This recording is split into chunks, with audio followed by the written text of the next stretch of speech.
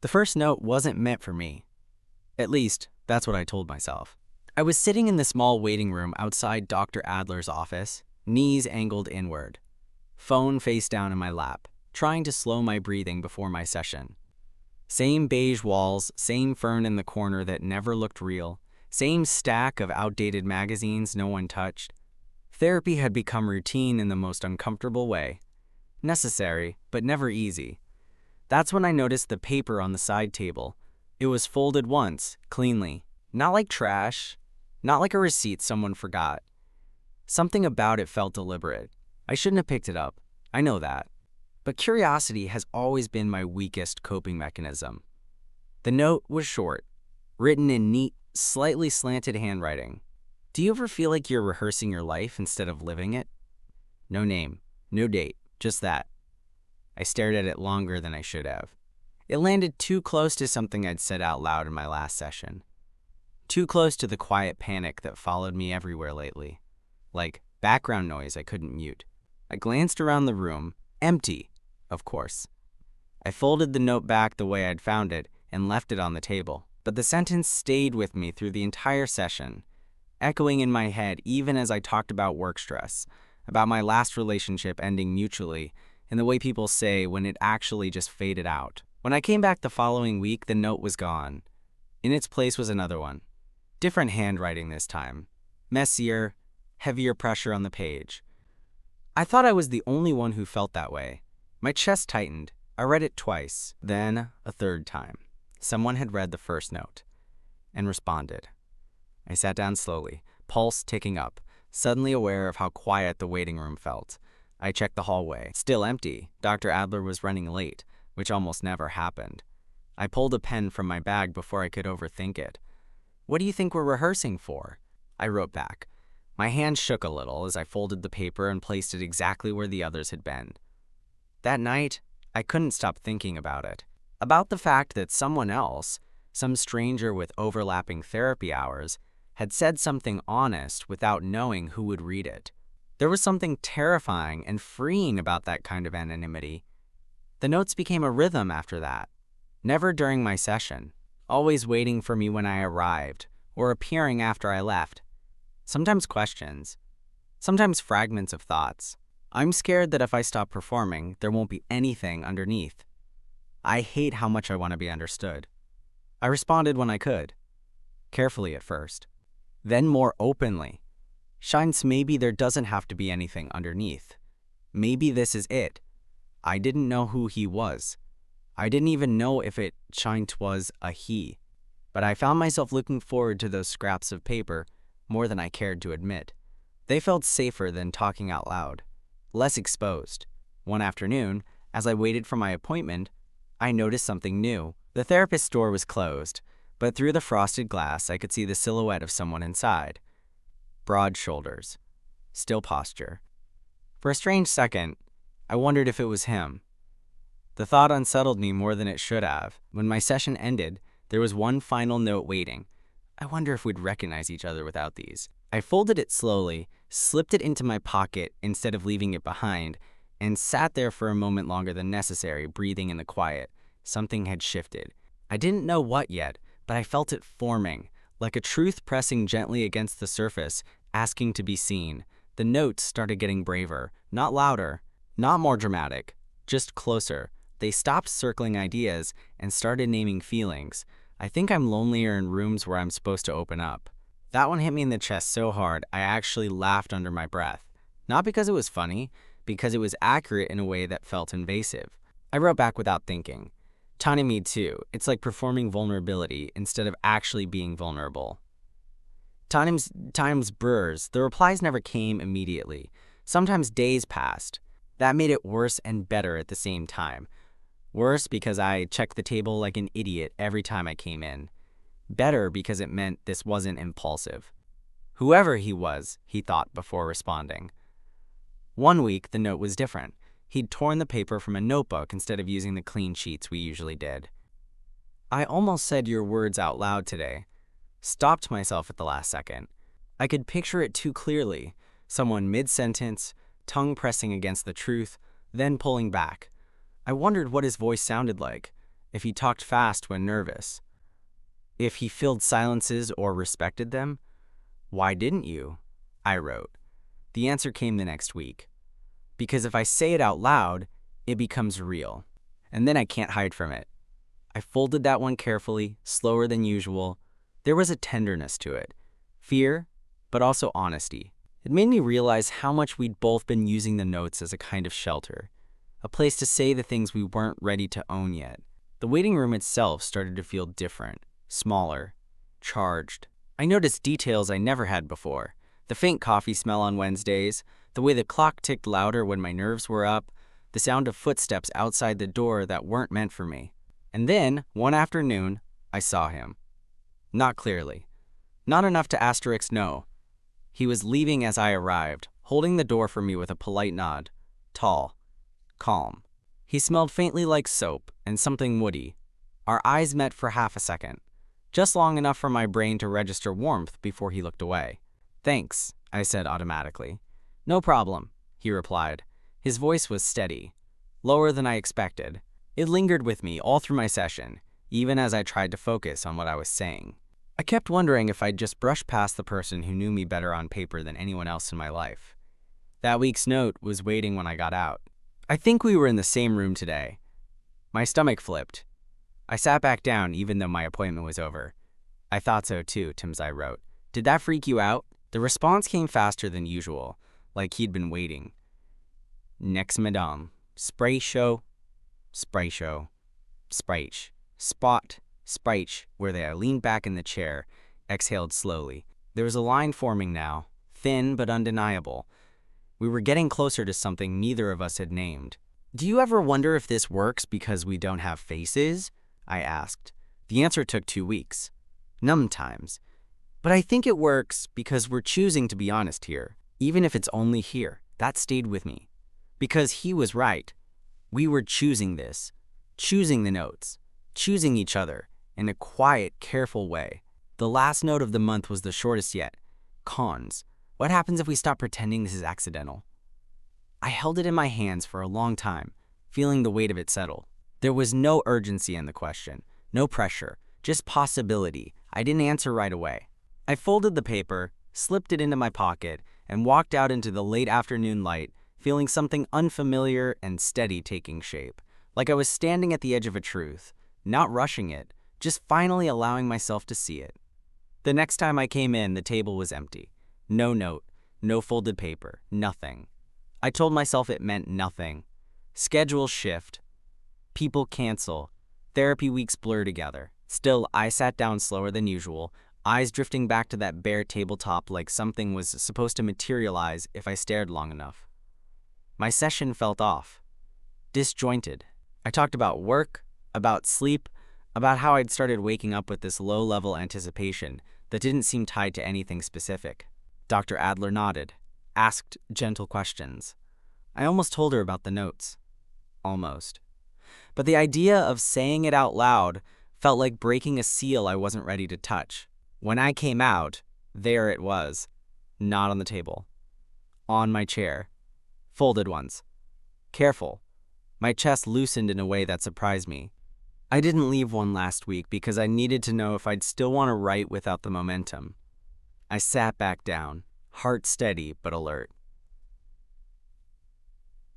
Sauce. And? Sauce. Reason, I wrote. The reply came the following visit. Saj did. I did. Saj did. That was it. Just one word. But it carried weight. Intention. We didn't talk about feelings after that. Not directly. Instead, the notes shifted sideways. Small observations, tiny truths that felt strangely intimate. I always straighten the magazines, even though no one reads them. I pretend I'm calmer than I am when I walk in. I found myself smiling when I read them. Not the big kind, the private kind you don't realize you're doing until your face hurts a little. Then came the first real boundary. I think I know which day you come, asterisk, he wrote. My stomach dipped. Same times, I answered after a long pause. Do you want that? It took 3 sessions before there was a response. Times, I don't know yet, but I don't want to ruin this by pretending we don't notice. Neither did I. We were circling something again. But it felt different now. Less fragile. Like we were both standing instead of crouching. The almost encounters multiplied. Shoes by the door that weren't there before. A jacket on the chair I didn't recognize. Once, I heard laughter through the therapist's door. Soft, brief, unmistakably his. It grounded the notes in a way I hadn't expected. Made him real. Fallible. Human. One afternoon. The note was longer. I keep thinking about what you said. About not needing something underneath. Maybe I'm tired of digging. Maybe I just want to sit with what's already here. I folded it, pressed it between my palms, and let that settle. What's here for you? I wrote. The answer didn't come until the next week. Curiosity and relief, and the strange comfort of being known without being watched. That line stayed with me the entire day.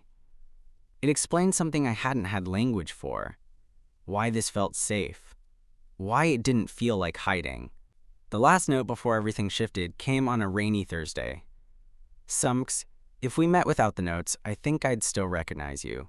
I stared at it, rain streaking the window beside me, the room quiet except for the clock. How? I wrote. The response was waiting when I came back out. By how still you get when you're paying attention. I smiled at that, not because it was flattering, but because it felt seen. I didn't answer right away. I sat there, letting the feeling land fully, letting the silence do its work. Whatever this was, it no longer felt accidental. It felt chosen. And for the first time in a long while, that didn't scare me. I folded the note, placed it gently back on the table, and stayed seated a moment longer than necessary, breathing, grounded, aware of the quiet shift happening inside me, like something opening without forcing its way through. The questions stopped being "yes, acknowledge it," and became how. The notes kept coming, but there was a new carefulness to them now, like we both knew we were standing too close to the edge to pretend nothing had changed. One week, instead of a thought or a question, there was a suggestion. What if we stopped writing on paper? I stared at it, fingers tightening slightly around the fold. What do you mean? Chit at a time, I wrote. The reply came fast, faster than usual. I mean, what if we don't need the excuse anymore? That scared me more than I expected. The notes had been a buffer, a translation layer. Without them, there would be nothing but two people, real voices, real reactions, no time to edit, no space to retreat. I didn't answer that one right away. During my session, I found myself distracted, half listening to my own words. I talked about connection, about how intimacy sometimes felt safer at a distance. Dr. Adler asked me what I was afraid would happen if I let someone see me clearly. I didn't say his name, but I thought about his handwriting. When I came back out, there was another note waiting. Come in mass, I'm not asking you to jump. Just to look over the edge with me. That was different. Softer. No pressure. An invitation, not a push. I sat there a long time, the waiting room empty, the hum of the building settling around me. Then I wrote, okay, but slowly. The following weeks felt quieter. Fewer notes, shorter ones. Not a Pertsy still here, not rushing. This still feels right. Each one steadied me more than the last. Then came the first real overlap. I arrived early one afternoon, rain still clinging to my jacket. Someone was already there, sitting in the far chair. He looked up when the door opened. Elliot. I knew his name because I'd heard it once, murmured by the receptionist as she scheduled him. I knew it because my body reacted before my brain did. A subtle tightening, a recognition that wasn't visual so much as tonal. We didn't smile. Not really. Just that brief, careful acknowledgement people give when they're trying not to give anything away. Hey, he said. Hey. I replied. His voice matched what I'd imagined. Steady, warm without trying. We sat in silence. Not awkward, not comfortable either. Charged, contained. I could feel his awareness like a low current between us. Present, patient. When the receptionist called him back, he stood, paused for half a second, like he might say something else, then didn't. The note afterward was waiting on the table. That was harder than I thought. I smiled despite myself. Yeah, Deems I wrote. But not wrong. The next time we crossed paths, it was easier. A nod. A shared exhale. Once our hands brushed when we both reached for the same magazine. Neither of us apologized. Neither pulled away too fast. The note stopped soon after that. Not abruptly. Naturally. The last one was simple. I think I'd like to talk to you without paper. I held it, feeling the truth of it settle in my chest. There was no spike of panic this time, just a quiet readiness. Notch me too, I wrote back. We didn't talk that day, or the next. But something had already shifted. The notes had done their job. They'd built a bridge, sturdy enough to step off of. As I left the building that afternoon, the rain had stopped. The air felt clean, open. I paused on the steps, breathing it in, aware of a calm I hadn't felt in months. Whatever happened next didn't need to be rushed. It didn't need rehearsal. For the first time in a long while, I wasn't preparing for my life. I was standing in it. We didn't plan the conversation. It just happened. I was early again. Not intentionally. My body just seemed to know when to arrive now, like it had calibrated itself to that space. Elliot was already there, sitting in the chair closest to the window, coat folded over his arm, hands resting loosely on his knees. He looked up when I came in. This time, he smiled. Not big, not careful, just real. Hey, he said. Hey, I answered, and felt the words settle differently than it ever had before. For a moment, neither of us moved. No notes, no buffer, just the quiet hum of the building, and the awareness that this was the step we'd both agreed to, without actually saying it. I'm Elliot, he said finally, like we hadn't already been circling each other for months. I let out a small breath. Noah, saying my name out loud to him felt strangely intimate, like closing a loop. We sat. The silence wasn't awkward. It was dense, full of things that didn't need to be rushed. I noticed how still he was, how present. He noticed me noticing, I think, because his mouth curved slightly like he was amused by the mutual awareness. I kept worrying, he said, eyes forward, that if we talked it would ruin what the notes were. I nodded. Yeah, same. And? He asked, glancing at me now. And it doesn't feel ruined, I said honestly. Just different. Better, I almost added. But I didn't need to. The way his shoulders eased told me he felt it too. We talked quietly, about safe things at first. Work, schedules, the weird comfort of routine. Then less safe things. Not confessions, exactly. More like admissions. I'm not great at first impressions, he said. I overthink everything. I smiled. You hid behind handwriting for months. He laughed at that. A real laugh. Warm. It did something to my chest I hadn't expected. You? He asked. I disappear when things start to matter, I said. I get careful, too careful. He nodded slowly. You weren't careful in the notes. No, I admitted. Neither were you. That sat between us, gentle and true. When the receptionist called his name, he stood, then hesitated. I could feel the question forming before he spoke. Can we? He stopped, shook his head lightly. After your session, if you're not in a rush. I'm not, I said, and meant it. The hour passed differently than usual. I was present in a way I hadn't been in a long time. When I came back out, he was standing by the window, coat on, hands in his pockets. Ready? He asked. We didn't go far, just a coffee shop down the block. Neutral ground. Still daylight. Still safe. We sat across from each other, mugs warming our hands.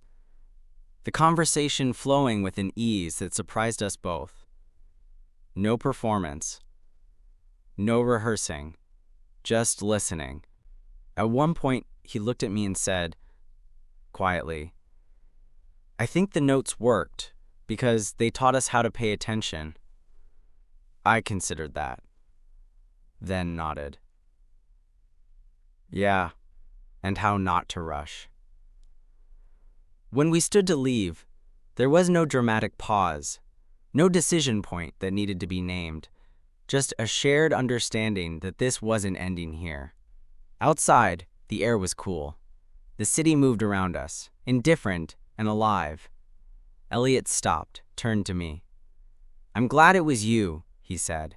Not heavy, not loaded, just honest. I felt that settle in my chest, warm and steady. "Me too," I replied. We parted with a brief hug, natural, unforced. And as I walked away, I noticed something quiet and profound. I wasn't replaying the conversation in my head. I wasn't rehearsing what might happen next. I was just carrying the feeling with me, letting it be enough for now.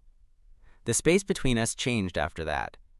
Not dramatically, not in a way I could point to and explain.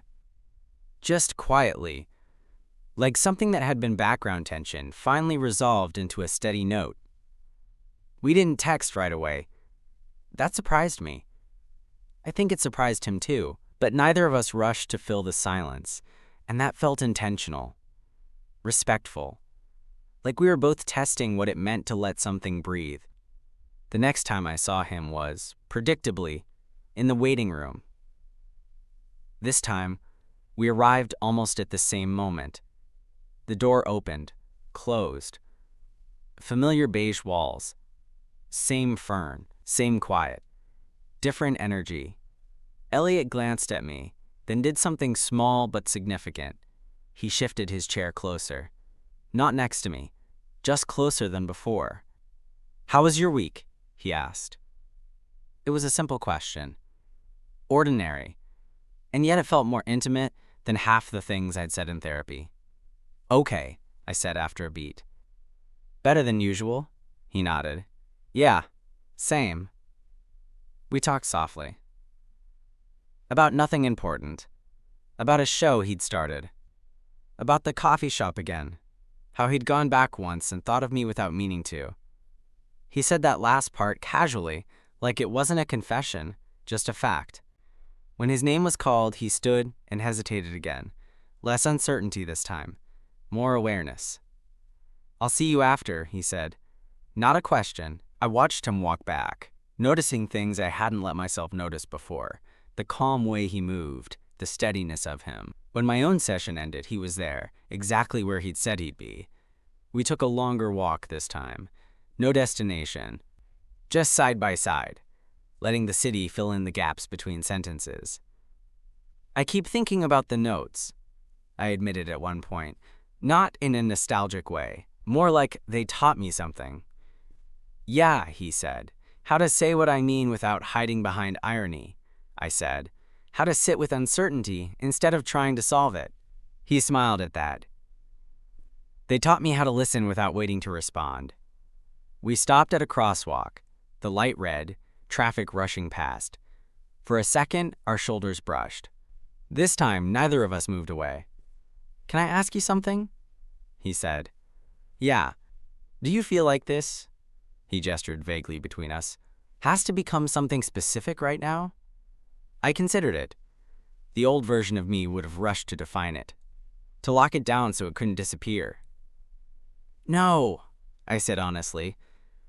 "I think I just want to keep showing up." His exhale was soft but audible. Relief, I realized. Me too. The light changed. We crossed. The next few weeks settled into a rhythm. Coffee sometimes, walks sometimes, other times just the waiting room and a quiet conversation before one of us got called back.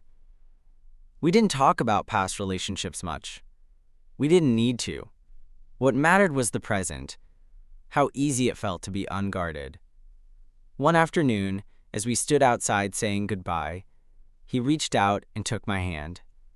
Just like that. No build-up. No hesitation. It felt natural. Earned. We didn't say anything about it. We didn't have to. The contact was gentle, grounding. When he let go, it wasn't abrupt, just complete. That night, lying in bed, I realized something that startled me with its simplicity. I wasn't anxious. Not about him. Not about where this was going. Not about whether I was doing it right. For the first time in a long time, connection didn't feel like something I had to manage. It felt like something I was allowed to experience. And as sleep came, easy and unforced, I understood that whatever this was becoming didn't need labels yet. It just needed presence. And we were both here. Something subtle changed the day he kissed me, not because it was dramatic. It wasn't. It happened outside the building. Late afternoon light slipping between clouds, the city moving around us like nothing important was happening at all. We'd been standing there talking about nothing specific. Weekend plans we didn't have. A movie he half remembered liking. I was saying something, rambling probably, when he reached up, paused just long enough for me to register the question in his eyes, and leaned in. It was brief, soft, more confirmation than initiation. When he pulled back, he didn't smile right away. He just searched my face like he was making sure I was still here. I wanted to see if that felt the way I thought it would, he said quietly. And? I asked. It does, he said. Calmer. That word again. It felt like a theme we'd stumbled into without realizing it. We didn't rush into anything after that. No sudden declarations. No escalation that felt performative. We kept our rhythm, coffee, walks. Sometimes just sitting together in the waiting room, knees angled slightly toward each other, sharing the quiet like it belonged to us now. I noticed changes in myself first. I stopped over-explaining, stopped editing my reactions before they left my mouth. When I was tired, I said so. When I wanted him around, I didn't pretend I was fine either way. One evening, we ended up at my place without really planning it. Just a natural extension of a walk that didn't want to end. We cooked something simple. Pasta, too much garlic, windows cracked open, music low, no pressure to impress. At one point, he leaned against the counter watching me stir the sauce and said, "You look really settled." I laughed softly. "That's a new one." "I mean it," he said. "It's nice." After dinner, we sat on the couch, shoulders touching. His hand found mine without ceremony. We talked about therapy, not details, just the fact of it. How strange it was that the same place had held us separately before it ever held us together. "I don't think this would have worked without that space," he said. "No," I agreed. We needed the distance first. Later, when he left, there was another kiss. Longer this time, still unhurried, still grounded. When the door closed behind him, I didn't feel the familiar drop, the one where you start wondering if you said too much or not enough. I just felt content. The notes never came back. We didn't need them to. But sometimes, I thought about that first question. Do you ever feel like you're rehearsing your life instead of living it? The answer had changed without me noticing. Weeks later, sitting alone in the waiting room again, Elliot already inside with Dr. Adler, I caught my reflection in the glass of a framed print on the wall. Same room, same chair, different posture. I wasn't bracing myself. I wasn't preparing lines. I was just waiting. And that, somehow, felt like the most honest thing I'd done in years.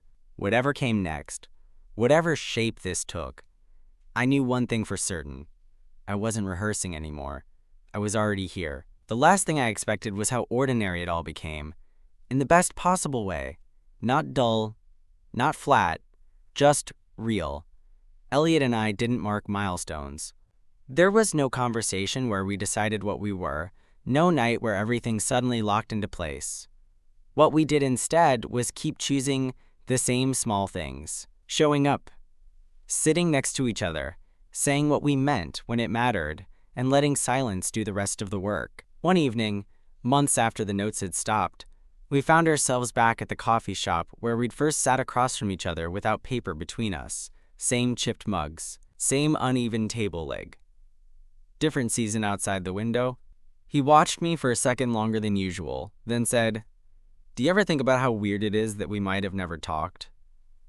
All the time, I admitted. One schedule change and we'd have stayed strangers. He nodded slowly. I think about that too. And then I think, maybe we weren't ready yet. That felt right. Not fate. Not coincidence. Timing. Therapy changed for me after that. Not because I stopped needing it, but because I stopped using it as a rehearsal space. I talked about Elliot sometimes. About how being with him didn't make everything easier, but made things clearer. Dr. Adler smiled in that knowing way therapists do and said, "It sounds like you're practicing presence." I liked that phrase. One afternoon, after his session, Elliot waited for me like he always did now, standing by the window, light catching in his hair. When I came out, he reached for my hand without looking, like it was already decided. "I had a thought in there today," he said as we walked. "Oh yeah?"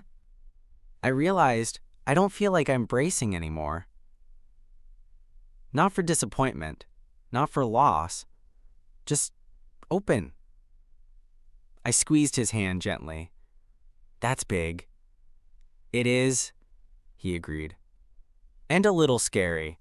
But good scary," I said. He smiled. "Yeah, good scary." We didn't talk about the future in big, sweeping terms. No 5-year plans.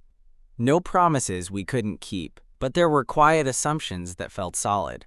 Next weekends, shared grocery runs, the way my place had slowly accumulated traces of him without either of us announcing it. Sometimes, late at night, I thought about the notes again, about how much of myself I had trusted to anonymous scraps of paper, about how brave that version of me had been.